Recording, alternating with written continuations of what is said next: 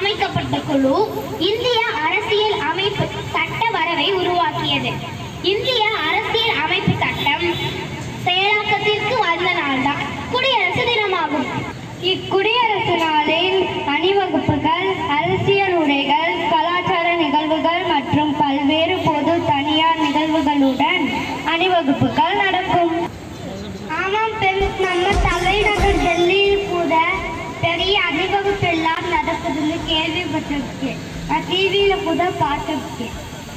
இதுல சிறப்பு என்னன்னா, இந்திய குடியரசு தின ராணுவ அணிவகுப்பின் முக்கியத்துவம் நாட்டின் ராணுவ வலிமையை வெளிப்படுத்துவது, தியாகிகளுக்கு மரியாதை செலுத்துவது மற்றும் நாட்டின் ஒருமைப்பாடு இறையாண்மையை உறுதிப்படுத்தும்.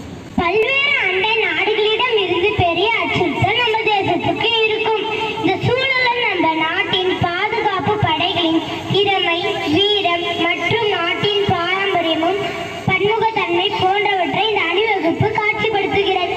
இந்த ஆண்டு குடியரசு தின அணிவகுப்பில் இந்திய ராணுவத்தின் புதிய தொழில்நுட்பங்கள், ரோபோட்டிக் நாய்கள், ட்ரோன்கள், அதிவேக ஏவுகணைகள் இடம்பெறுகின்றன.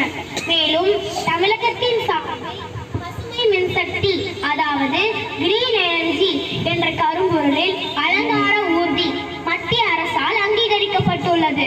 இதுக்காக சிறப்பா பயிற்சி எடுத்தாங்களோ. நம்ம ஊர்லயே இவ்வளவு குளிரா இருக்கே, டெல்லியை சொல்லவே வேணாம், அவ்வளோ குளிரா இருக்கும். கடும் குளிரையும் பொருட்படுத்தாம ராணுவ வீரர்களும் கலைஞர்களும் பயிற்சி எடுத்ததுக்கு ஒரு பெரிய சல்யூட் கொடுப்போம்.